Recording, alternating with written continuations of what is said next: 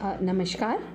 हम देख रहे थे अधिमान अंशों का शोधन और अधिमान अंशों के शोधन में हमने अपनी गत कक्षा में देखा था कि इनका शोधन 20 साल के अंदर अंदर करना आवश्यक होता है और कुछ वैकल्पिक अवस्थाओं में 30 साल तक के लिए भी इन्हें निकाला जा सकता है।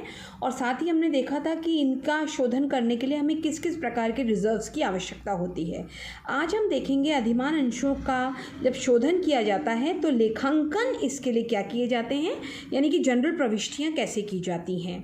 तो देखिए, कंपनी अधिनियम 2013 की धारा 55 के प्रावधानों को ध्यान में रखते हुए अधिमान अंशों का शोधन का लेखांकन करने के लिए निम्नलिखित 4 परिस्थितियां हैं।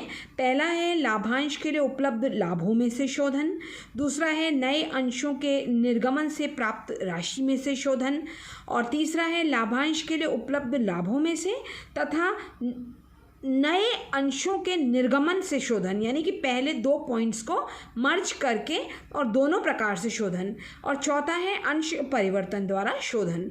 आज हम देखेंगे लाभांश के लिए उपलब्ध लाभों में से शोधन और उसकी प्रविष्टियाँ सीखेंगे हम। तो देखिए, सबसे पहले हम जो प्रविष्टि करेंगे वो है अंश शोधन का निर्णय लेने पर, अर्थात कंपनी ने निर्णय लिया कि वो अंशों का शोधन करेगी। तो अंशों का शोधन करने के लिए, जैसे देखिए स्टूडेंट्स, जब bank account debit to preference share capital करते हैं ना, हम जब निर्गमन करते हैं तो डेबिट व्हाट कम्स इन का रूल हो जाता है और कैपिटल अकाउंट क्रेडिट होता है। तो अब हमें इसका कैंसिलेशन करना है क्योंकि हम शोधित कर रहे हैं, यानी कि पूंजी वापस कर रहे हैं। तो ऑब्वियसली पहले हमने प्रेफरेंस शेयर कैपिटल अकाउंट को क्रेडिट किया था, अब हम उस अकाउंट को डेबिट करेंगे, यानी एंट्री हो जाएगी preference share capital account debit, premium on redemption of preference shares account debit, यदि प्रीमियम दे है तो, यदि शोधन प्रीमियम पे हो रहा है तो, और नहीं तो केवल preference share capital account debit हो जाएगा। और क्रेडिट क्या होगा? To preference share holders account, क्योंकि प्रेफरेंस शेयर्स के जो होल्डर हैं उनके अकाउंट को हम क्रेडिट कर देंगे, यानी कि ड्यू कर देंगे। और नरेशन होगी being amount due on redemption of preference shares. अब देखिए कि जो शोधन पे यदि हम प्रीमियम दे रहे हैं तो हमें उसे पहले अपलिखित करना पड़ेगा, क्योंकि कल जब मैंने आप लोगों को समझाया था तो मैंने आपको ये बताया था कि जब तक प्रीमियम को अपलिखित नहीं कर दे तब तक शोधन कर ही नहीं सकते। तो अब प्रीमियम को अपलिखित करने की एंट्री क्या होगी? सिक्योरिटी प्रीमियम अकाउंट डेबिट, या कैपिटल प्रॉफिट अकाउंट डेबिट, या जनरल रिजर्व अकाउंट डेबिट, या statement of profit and loss account debit, या फिर अदर रेवेन्यू प्रॉफिट्स, जहाँ से भी हमने लिया है पैसा वहाँ से। ये सब अकाउंट्स में से कोई भी एक अकाउंट डेबिट होगा। और क्रेडिट क्या होगा?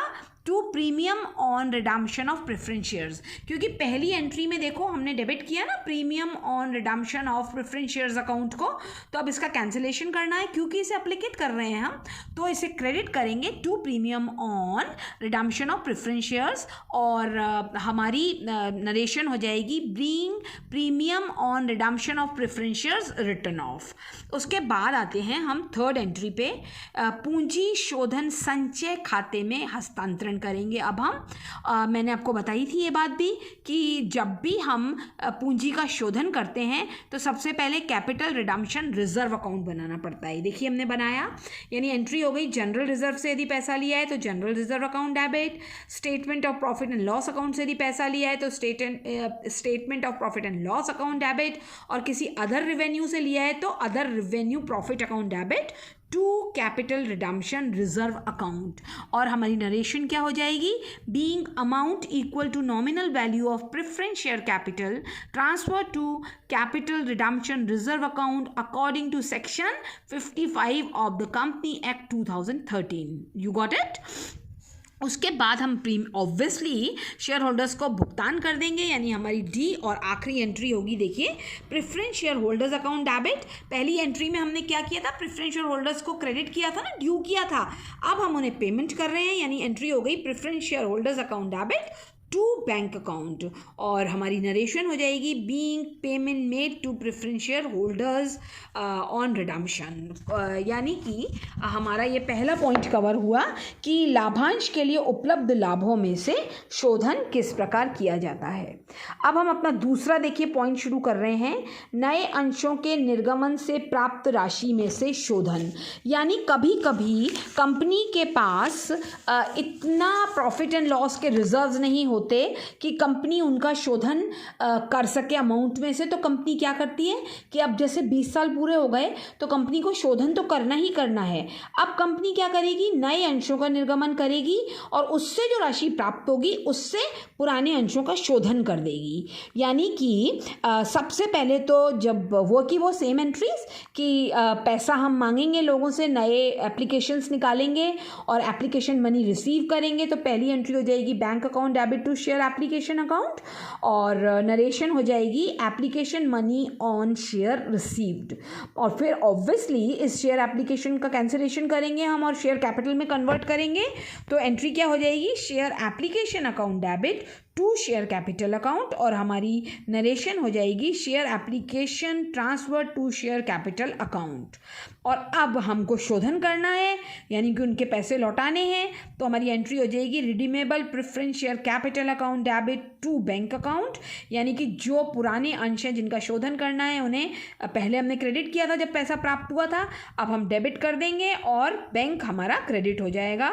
और नरेशन हो जाएगी redemption of redeemable preference share capital account.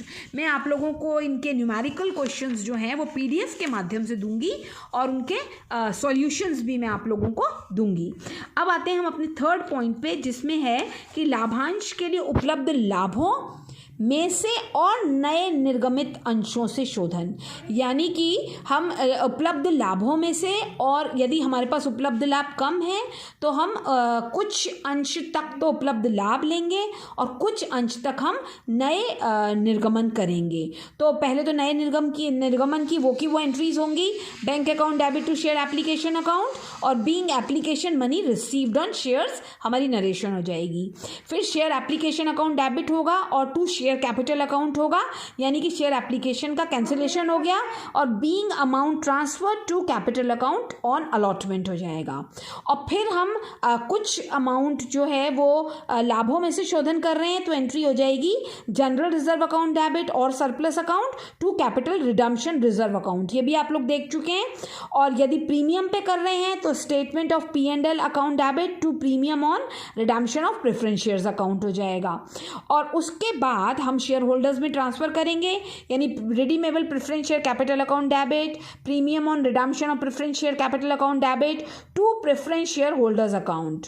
और फिर प्रेफरेंस शेयर होल्डर्स को वैसे के वैसे पेमेंट कर देंगे, यानी preference share holder account debit to bank account, और नरेशन हो गई being payment made to preference share holders on redemption. इस तरीके से हमने अपने 3 मेथड इसमें कवर करे। पहला तो किया कि प्राप्त लाभों में से शोधन करना, दूसरा किया नए अंशों का निर्गमन करना, और तीसरा किया अनुपातिक रूप से कुछ निर्गमन तो प्राप्त लाभों में से करना और कुछ निर्गमन नए अंशों के शोधन से करना। और इनके न्यूमेरिकल क्वेश्चंस मैं आप लोगों को व्हाट्सएप ग्रुप में शेयर करूंगी, क्वेश्चन भी शेयर करूंगी और इनके आंसर्स भी शेयर करूंगी। आप लोगों को कोई प्रॉब्लम हो तो आप मेरे व्हाट्सएप ग्रुप्स में मुझसे क्वेरी कर सकते हैं और इनके आंसर्स पूछ सकते हैं। Thank you.